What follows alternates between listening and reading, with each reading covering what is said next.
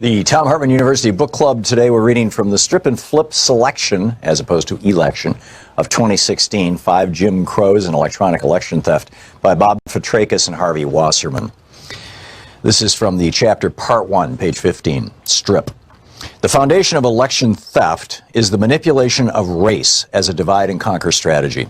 It began with the first Jim Crow chattel slavery.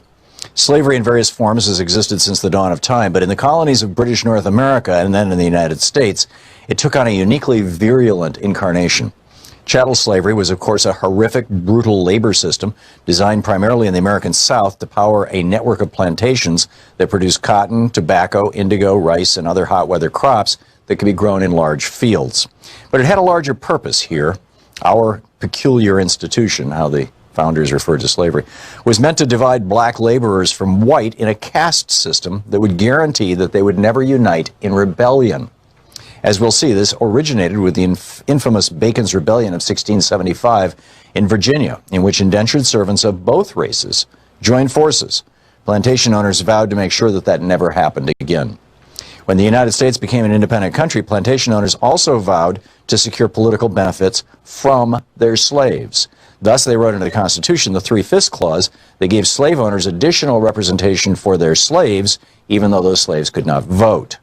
That additional vote count guaranteed that every president from Jefferson to Lincoln either owned slaves or his vice president did, and that the Congress was strongly controlled by slave owners right up to the outbreak of the Civil War. After the Civil War, with formal slavery abolished, a Jim Crow system of racial segregation overtook the South. Enforced by the Democratic Party and its Ku Klux Klan terror wing, white landowners updated the realities of slavery to again keep blacks and whites apart.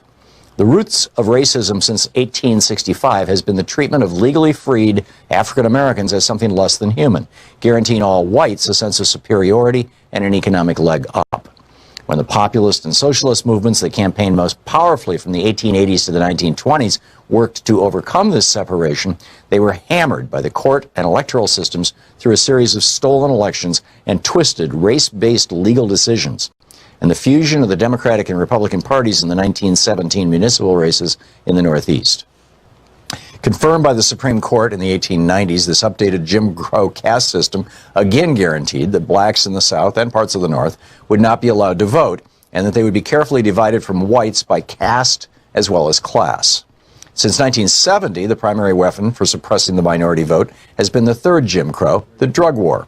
In the tradition of Bacon's Rebellion and the populist socialist upheavals, blacks and whites once again began to unite during the civil rights and anti-war movements of the 1950s and 60s.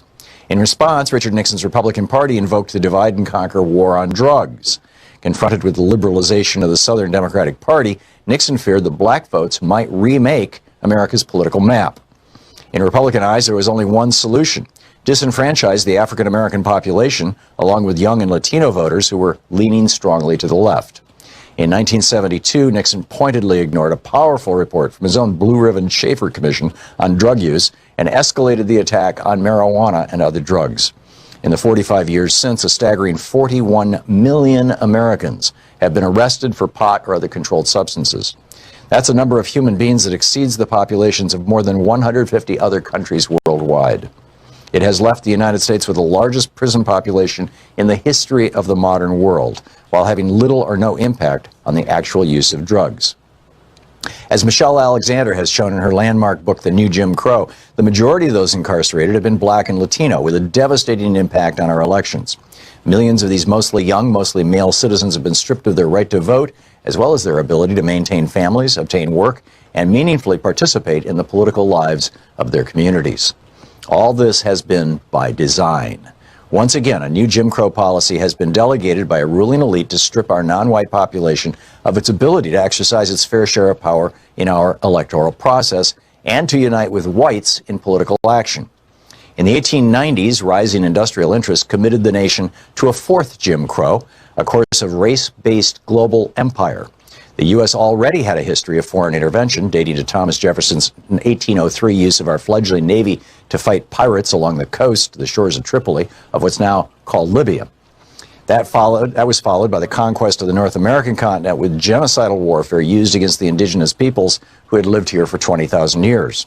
By the 1890s, when the frontier consumed, America's giant corporations began to expand overseas.